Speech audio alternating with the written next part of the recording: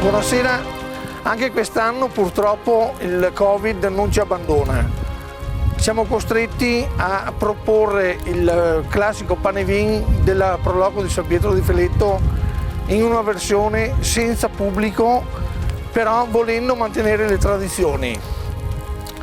Per questo la Proloco di San Pietro di Feletto ha organizzato questo piccolo pane vin, un simbolo però per ricordare l'Epifania. Tutto il consiglio della Proloco di San Pietro di Feletto vi augura un buon 2022 che possa ritornare un anno alla normalità.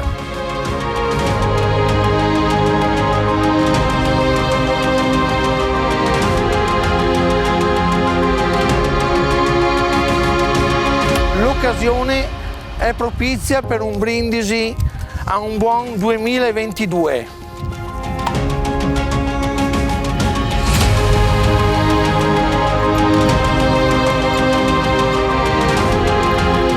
Tanti auguri!